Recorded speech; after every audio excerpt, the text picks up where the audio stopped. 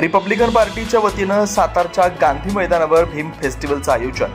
Republican पार्टीचे नेते संजय गाडे यांनी पत्रकार परिषदेत केली माहिती.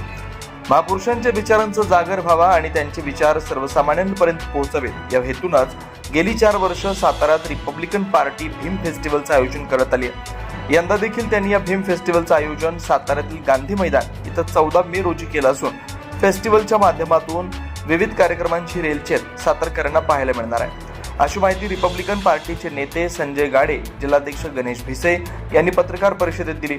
या भीम फेस्टिवलमध्ये यंदा सोशल मीडियावर धुमाकूळ घालणारा आणि सर्वांच्या आवडीचा चांडाळ चौकडीच्या करामती हा सुप्रसिद्ध कार्यक्रम आयोजित केलाय.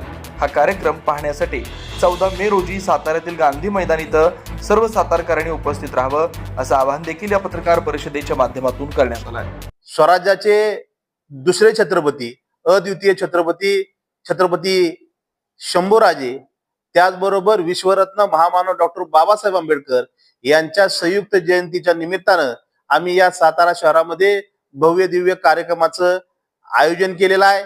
या कार्यक्रमासाठी सातारा जिल्ह्यातील शहरातील नागरिकांनी, स्त्री पुरुष बांधवांनी, ज्येष्ठ नागरिकांनी, तरुण युवकांनी मोठ्या संख्येनं या कार्यक्रमामध्ये सहभागी व्हावं. की जो कार्यक्रम प्रबोधनाचा कार्यक्रम आहे, जो कार्यक्रम मनोरंजनाचा कार्यक्रम आहे आणि आम्ही जो कार्यक्रम देतोय हा कार्यक्रम हा फक्त इव्हेंट नसून हा कार्यक्रम खऱ्या अर्थानं परिवर्तनाची नांदी ठरावी, महामानवांच्या विचारांची नांदी ठरावी, हा उद्देश घेऊन आम्ही खऱ्या अर्थानं भीम फेस्टिवल सातारा शहरामध्ये आम्ही आयोजित केलेला आहे. भीम फेस्टिवल याचं एक 4थं वर्ष आहे. प्रत्येक वर्षी आपण प्रबोधनाचा दर्जेदार कार्यक्रम समाजामध्ये द्यायचा प्रयत्न करतो.